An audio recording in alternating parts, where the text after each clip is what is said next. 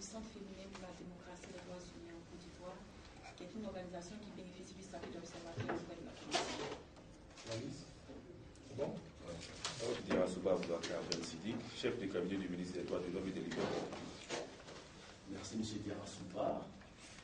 Nous avons M. Clément Boulay. Je suis Clément Boulay.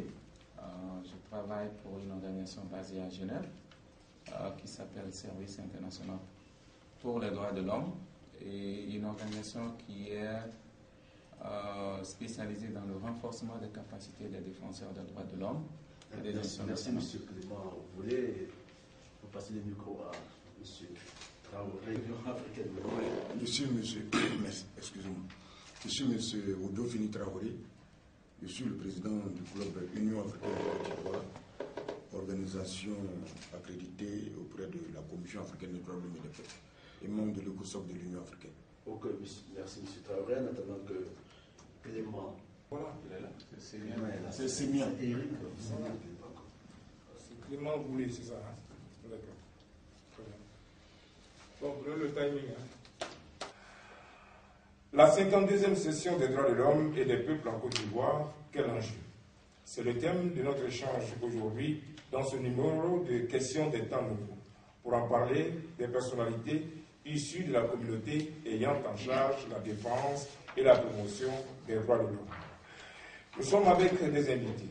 Le premier est M. Dirasouba Aboubacar, chef de cabinet du ministre des Droits de l'Homme et des Libertés publiques. M. Dirasouba, bonjour. Bonjour, M. Konaté. Juste avec vous, ces droits. Et nous commencerons bien sûr ce débat tout à l'heure en faisant un tour de table, bien sûr, pour parler de l'organisation pratique de cette 52e session de la Commission des droits de l'homme qu'abrite notre pays. Question de temps nouveau aujourd'hui, à la technique Soro Draman et juste à côté de lui, Kone Seydou, collaboration Eddie Mousson qui assure d'ailleurs la réalisation, Konaté Idriss à ce micro. Mesdames et messieurs, merci d'être avec nous. Merci. Nous faisons donc notre premier tour de table. On va commencer par la dame, la seule qui est avec nous. D'abord, c'est un sentiment de fierté. Je tiens déjà à féliciter le ministère des Droits de l'Homme et des Libertés publiques pour cet engagement fort et surtout aussi pour le retour de la Côte d'Ivoire sur la scène internationale. Et cette session a été l'occasion aussi pour tous les Africains qui militent en faveur des droits de l'homme de venir en Côte d'Ivoire, de voir ce qui s'y passe.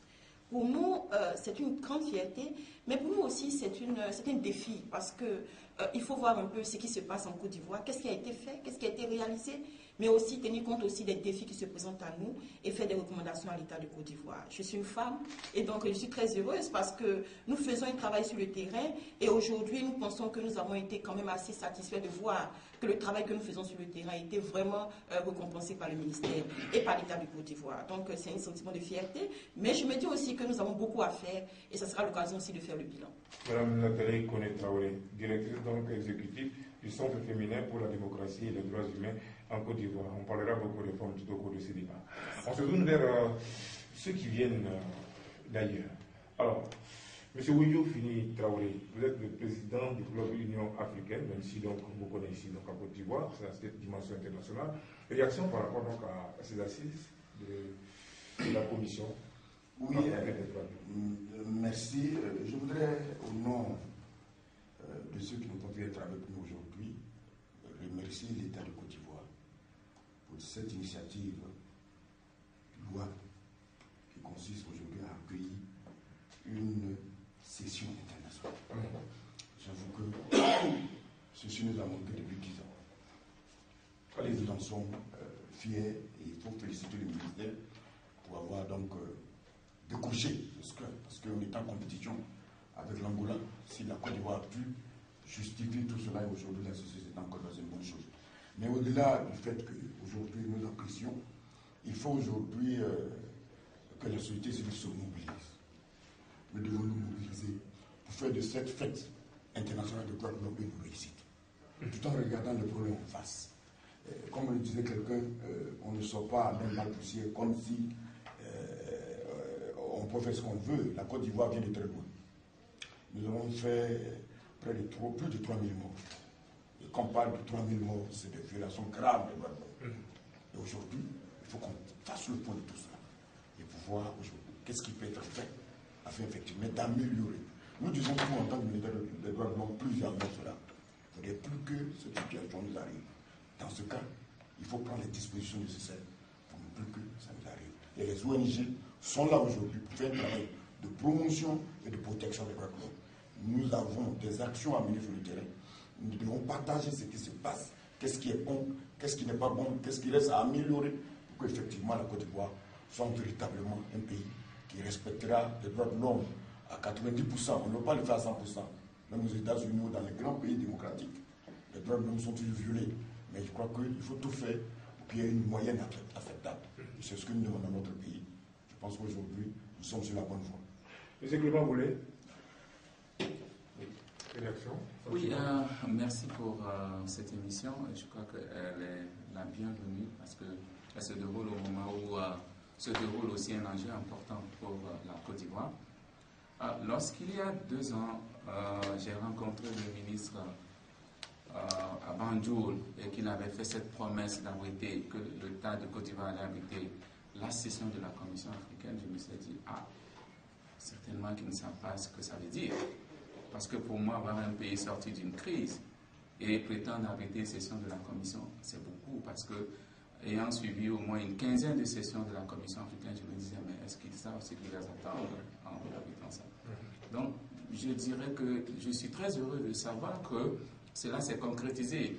Et vous devez le savoir, la Côte d'Ivoire voulait l'abriter à un moment, la Commission africaine a dû repousser parce qu'on n'était pas très sûr, est-ce que c'était du sérieux? Mais finalement, la Côte d'Ivoire est en train de prouver quand même qu'elle était, disons, elle était sérieuse quand elle a fait ses promesses. Et je dirais que le pays vient de très loin et je connais pas mal de pays qui sont aux alentours et qui n'ont jamais abrité de session de la Commission africaine. Mais le plus important peut-être à souligner ici, c'est que cette session est une session importante pour la Côte d'Ivoire. Pourquoi? C'est la première fois depuis que la Côte d'Ivoire a ratifié la Charte africaine des droits de l'homme et des peuples en 1992 que l'État de Côte d'Ivoire fait devant la Commission africaine l'état des lieux de ce qu'il a pu mettre en œuvre. Et c'est aussi un engagement de l'État pour dire que cette charte, nous la reconnaissons. Et comme vous le savez, dans l'espace Mano-Riba ici, la Côte d'Ivoire est, après la Guinée qui a soumis un rapport, ça fait juste après les indépendances, la Côte d'Ivoire est le seul pays aujourd'hui qui peut se targuer d'avoir soumis ce rapport, d'avoir été un pays qui sort de la crise et qui est à même de regarder les problèmes en face. Donc ça, je voudrais féliciter non pas seulement l'État ivoirien, mais les défenseurs des droits de l'homme qui ont fait un travail énorme. Et je voudrais remercier le ministère des droits de l'homme qui a fait cette promesse et qui s'est battu pour cela. Mais je vais aussi souligner que c'est bien d'abriter une session de la Commission africaine, mais c'est aussi des engagements que l'État, que la nation est en train de prendre devant la communauté internationale. Et ces engagements, et je vous l'assure, nous les prenons au sérieux. Et lorsque un État arrive, j'ai entendu le président de la République parler, nous tiendrons nos engagements. Et je salue cela. Et nous disons qu'aujourd'hui, nous allons voir ce qui va sortir des recommandations. Et je suis sûr que la même volonté que l'État a engagée à abriter cette session, que cette même volonté également va prévaloir au moment de la mise en œuvre des recommandations. Alors, l'État justement, son représentant ici sur ce plateau, c'est le chiffre des autres. C'est une fierté pour tout Ivoirien d'abriter des assises d'une telle importance. C'est une initiative, on va dire, conjointe du gouvernement avec les ONG des droits de l'homme. Ça dénote déjà de ce que nous travaillons en symbiose et que nous avons la même préoccupation de faire avancer les droits de l'homme. Nous sommes en Côte d'Ivoire engagés dans un processus de reconstruction et de réhabilitation. De tout, on peut dire, de réhabilitation sociale, politique, économique. C'est un vaste chantier. C'est dans cette dynamique qu'on devrait inscrire ces assises. Ça dénote de la préoccupation certainement des autorités d'aller vers une promotion plus forte, une protection plus forte des droits de l'homme en Côte d'Ivoire. Et donc, nous estimons que c'est l'amorce d'une évaluation sous le regard de la communauté africaine, mais aussi de la communauté internationale. Et il s'agira ici d'évaluer la situation des droits de l'homme en Afrique, mais plus spécifiquement la situation des droits de l'homme en Côte d'Ivoire. Des recommandations en sortiront et nous osons espérer que le gouvernement veillera à la mise en œuvre diligente des recommandations de sorte que nous, au moment du bilan, et jusqu'à l'avènement de la 53e session, nous voyons les résultats de l'action que le gouvernement aura menée en partenariat justement avec les organisations de défense des droits de l'homme que nous constituons. Et donc, nous profitons de ce micro pour féliciter le gouvernement pour cette initiative, mais comme le président de la République l'a dit, ce n'est que le début d'une action et c'est un engagement fort qui est pris par le gouvernement. Nous sommes à l'écoute et le moment venu, nous serons rappelés à l'ordre du gouvernement pour que la situation des droits de l'homme, qui est particulièrement délicate en Côte d'Ivoire aujourd'hui, on peut dire, respecte les standards internationaux. Monsieur le chef de cabinet, sur la tenue de ces assises dans notre pays. Oui, nous sommes particulièrement heureux de savoir que nos partenaires, qui sont les organisations non gouvernementales de promotion et de défense des droits de l'homme, sont fiers que notre pays accueille cette session. Comme disait M. Voulé tout à l'heure, ce n'était pas évident pour un pays qui sort d'une crise comme celle que nous avons connue. Ce n'était pas évident que nous abritions cette session. Mais la volonté politique affichée par le président de la République et portée par son gouvernement nous obligeait à la tenue de cette session. D'abord, pour adresser un signal fort à la communauté africaine que la Côte d'Ivoire est de retour dans le Conseil des Nations, mais surtout des nations civilisées. Une nation civilisée, c'est une nation qui privilégie le respect des droits de l'homme. Autre enjeu, il faut offrir l'occasion à nos organisations non gouvernementales de promotion et de défense des droits de l'homme de se frotter à d'autres organisations pour apprendre. Enfin, il faut permettre aux institutionnels, que sont le gouvernement et même les autres démembrements de l'État, de se conformer aux standards internationaux qui se font dans certaines matières. Évidemment, cette session également est un amplificateur des actions de promotion et de protection des droits de l'homme entreprises par le gouvernement de la République de Côte d'Ivoire. Puisque tous ceux même qui ne s'intéressent pas aux questions des droits de l'homme vont se demander, mais quel est cet événement qui est médiatisé et dont tout le monde parle? C'est la session de la Commission africaine des droits de l'homme et des peuples. Mais les droits de l'homme, qu'est-ce que c'est? Ça amènera chacun à s'interroger sur ce que c'est que les droits de l'homme. Qu'est-ce que je dois faire pour les droits de l'homme? Et surtout, qu'est-ce que je ne dois pas faire contre les droits de l'homme? Pour nous, c'est un élément très important. Par ailleurs, c'est l'occasion pour la Côte d'Ivoire de présenter son tout premier rapport à la Commission africaine des droits de l'homme et des peuples. Je dis bien son tout premier rapport, c'est donc en soi un événement. Et ça marque une rupture avec un certain ordre, un ordre que je qualifierais volontiers de laxiste, qui consiste à prendre des engagements et à ne pas les respecter. Maintenant, quand les engagements sont pris, il faut que ces engagements soient respectés. Ce rapport sera l'occasion de faire un état des lieux sur ce que la Côte d'Ivoire a pu faire pour la mise en œuvre de la Charte africaine des droits de l'homme et des peuples. Ce que la Côte d'Ivoire n'a pas pu faire, pourquoi la Côte d'Ivoire n'a pas pu le faire, et surtout comment la Côte d'Ivoire entend le faire. Il ne s'agit pas seulement de présenter un rapport, mais voilà les grandes articulations. Bien, monsieur Yarosba, au niveau donc de l'État de Côte d'Ivoire, on sait, la Côte d'Ivoire a connu une évolution au niveau donc de son histoire. On se rappelle la crise de 2002, on se rappelle bien sûr la crise post-électorale. Aujourd'hui, si on devait faire l'état des lieux des droits de l'homme en Côte d'Ivoire, comment est-ce que vous pourriez résumer les choses? L'état des lieux des droits de l'homme en Côte d'Ivoire épouse l'histoire de ce pays. Situation relativement acceptable jusqu'autour des années 90-93.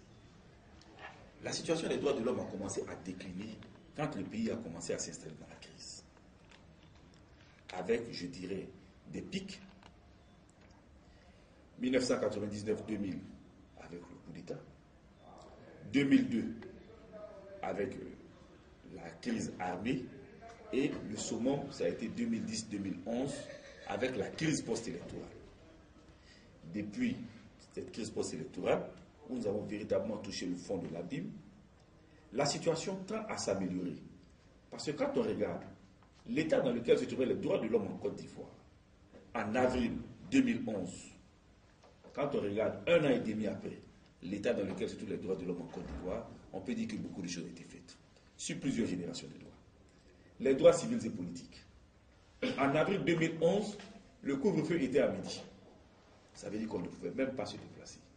Il n'y avait pas de télévision, il n'y avait pas de radio. La rumeur était devenue le mode d'information. Au plan des droits économiques, sociaux et culturels, les écoles étaient transformées en camps militaires. Les centres de santé étaient fermés. Il y avait des zones de la Côte d'Ivoire où il n'y avait ni eau ni électricité. Enfin, les droits de solidarité n'existaient plus. C'était des droits de solitude, puisque chacun pensait à survivre. Mais aujourd'hui, nous avons retrouvé une liberté d'expression. Les journaux paraissent, ne sont pas inquiétés, même si de temps à autre on a assisté à quelques attaques de certaines rédactions.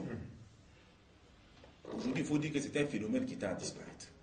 Un phénomène qui est devenu marginal, qui n'est plus un mode d'action et d'expression. Au niveau des droits économiques, sociaux et culturels, dès la sortie de la crise, nous avons assisté à la gratuité des soins, qui aujourd'hui même est ciblée. Nous venons de voir la réhabilitation des universités, la réouverture des écoles. Au niveau enfin des droits de solidarité, nous avons un code de l'environnement qui est en train de se mettre en place. Nous avons des initiatives qui sont prises pour permettre à tout le monde de bénéficier de tous les droits. Alors, on va faire un tour de table des droits de l'homme et des libertés. Oui, je dirais que avec la situation d'hier que nous avons connue, je ne sais pas si on pouvait connaître pire que ce qu'on a connu. Ce conflit ou bien cette crise-là a donné lieu à des violations très graves qui ont dénoté d'une sorte de déshumanisation de l'Ivoirien. Pour en arriver à des tortures qui ont été causées à des populations, à des morts qui ont été causées à des populations, il fallait qu'on soit dans un état d'esprit qui n'ait rien à voir avec lui-même. Et donc, la situation ne pouvait que s'améliorer. Et elle s'est améliorée, elle s'améliore. Mais elle reste, à notre sens, préoccupante.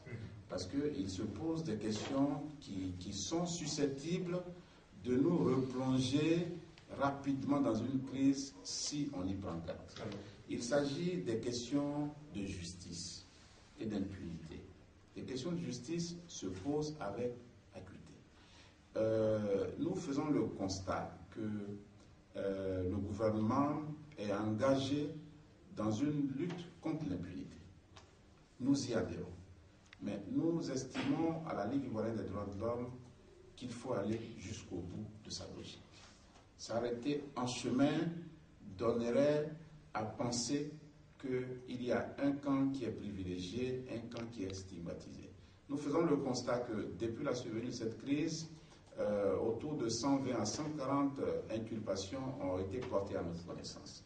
Il se trouve que ces inculpations sont le fait d'un camp, alors qu'il est de notoriété publique que des violations graves de droits de l'homme et du droit international humanitaire ont été, on peut dire, commises en Côte d'Ivoire, et qu'elles sont le fait des deux camps. Et ce sont des faits qui sont établis non seulement par des organisations internationales, des rapports des organisations internationales, des organisations nationales, et même la Commission nationale d'enquête. Donc il serait bon qu'on regarde des deux côtés.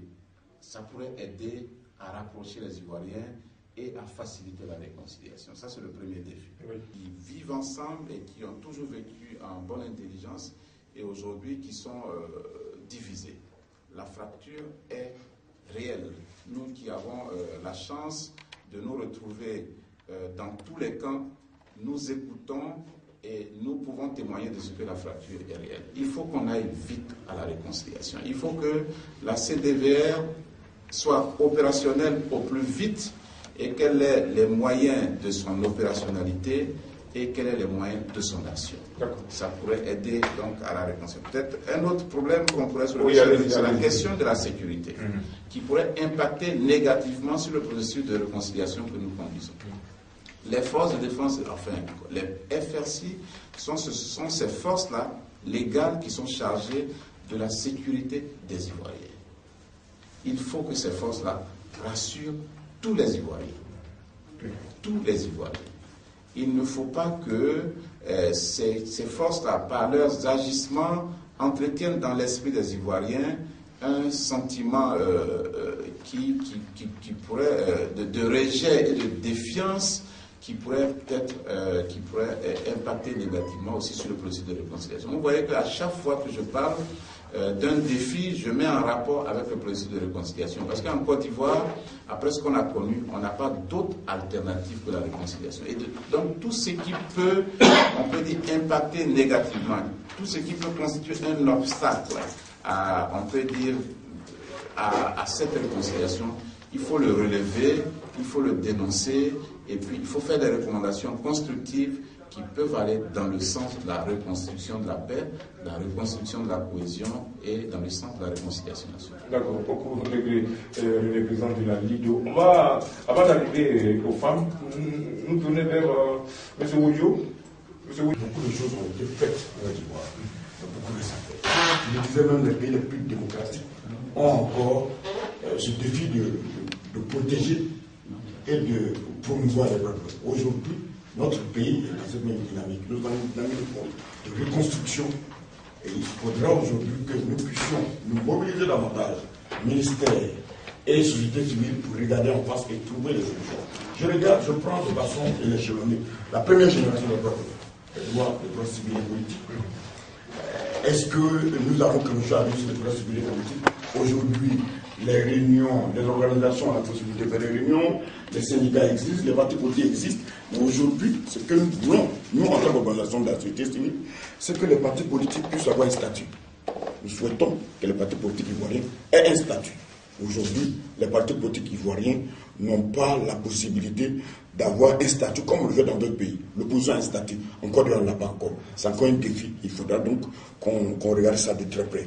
Je parle de la deuxième génération de droits de l'homme, les droits économiques, sociaux et culturels. Vous avez la question du foncier rural. Le foncier rural, une loi que nous avons, adoptée, signée et vulgarisée, promulguée, après 13 ans, 14 ans, n'est pas vulgarisée.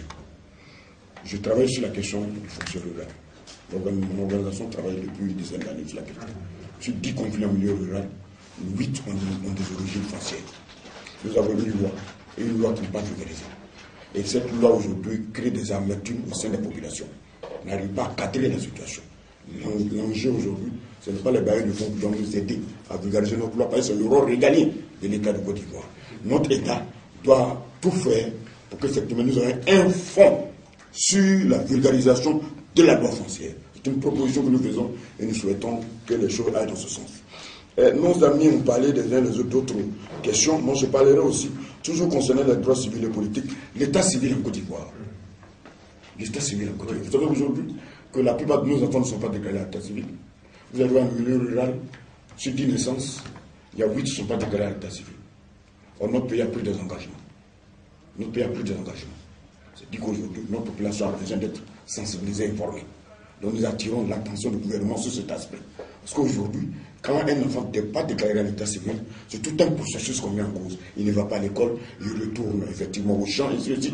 Il devient quelqu'un qui n'est pas capable d'aider sa population, d'aider son pays à se développer. Donc, il devient apatride, il n'a pas de nationalité. Aujourd'hui, nous travaillons sur des questions qui sont sensibles, mais des questions qu'il faut regarder de très près. Pour demander à l'État de Côte d'Ivoire, il a pris des engagements, il est obligé de mettre la main à la pâte, trouver les ressources nécessaires pour qu'effectivement cette question soit discutée de très près. Et enfin, je crois que la seule dame sur cette table en parlera, la place de la femme, la question du genre. Oui, notre pays a pris des engagements. Jusqu'à aujourd'hui, il n'y a pas d'engagement ferme. Nous demandons à l'État de Côte d'Ivoire de ratifier le plus urgemment possible, la question du genre, que nos femmes, à égale chance avec les hommes, puissent aujourd'hui être dans de grands postes de responsabilité. Nous avons eu la chance d'avoir une femme générale. Et on voulait féliciter le président de la République pour cela. Mais on voulait davantage de femmes. Bien, alors